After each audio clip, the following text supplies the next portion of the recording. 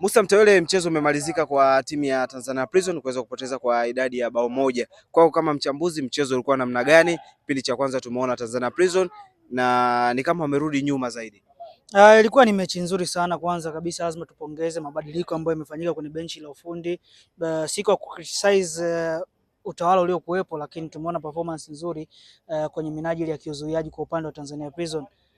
Plan ilikuwa ni nzuri. Shedrack Nsajigwa ameonyesha utofauti wa yeye kuitengeneza timu katika structure ama katika muundo wa kiuzuiaji. Kwa hiyo ukiangalia namna ambavyo Shedrack Nsajigwa pamoja na msaidizi wake Ngecha, namna ambavyo walitengeneza mpango kazi kwenye minajili ya kiuzuiaji, ilikuwa ni bora sana leo Prison kwenye kuzuia. Ukiangalia walienda na wachezaji wanne, lakini walikuwa na Doto Shabani ambaye yeye anacheza kama defensive midfielder, ambao timu ikiwa inashambuliwa kwenye safu ya ulinzi wanakuwa 5 mpaka 6. Maana yake walikuwa na idadi kubwa sana ya washambuliaji. Walichagua kucheza low block, kuna muda wakawa wanacheza mid block. Kwa hiyo aina ya uchezaji ambao walichagua Tanzania Prison leo ilikuwa ni bora dhidi ya Young Africans, na ndio maana mpaka dakika ya 78 bado Tanzania Prison walikuwa imara, walikuwa hawajaruhusu goli mpaka dakika 79 ambapo Depo alikuja kuweka mpira kimiani.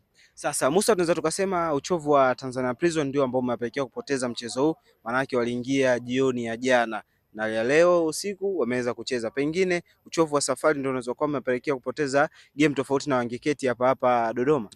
Yeah, of course kwenye football kuna mambo mengi, lakini nadhani goli ukiangalia namna ambavyo limepatikana, tunasema ni individual brilliance, kwa maana ubora wa mchezaji binafsi ndio umepelekea utofauti wa magoli. Performance ambayo alitoa Tanzania Prison huwezi kuzungumzia kwamba uchovu unaweza kuwa umeathiri performance ya leo. Angalia namna ambavyo timu ilikuwa inacheza kwenye kuzuia, angalia namna ambavyo walikuwa wanaanza kukaa na mpira. Prison hawakuzuia tu, kuna moments ambazo walikuwa wanaanza kukaa na mpira wakashambulia, sio? Maana walikuwa na uimara sana. Lambert Charles Sabianka, George Mpole eneo la ushambuliaji. Doto Shabani alikuwa na performance nzuri sana leo kwa namna ambavyo anacheza. Wema Sadoki alikuwa na performance nzuri. Salum Kimenya always anakuwa na performance bora. Ni fullback ya kulia ambaye amecheza kwa muda mrefu, lakini ile performance yake ilikuwa nzuri. Goalkeeper Musa George Mbisa, performance nzuri, save after save. Ilikuwa ni game nzuri sana kwa upande wa Tanzania Prison. Kwa hiyo kusema uchovu wa safari unaweza kuwa umeathiri mchezo, binafsi naona tutakuwa tunawaonea.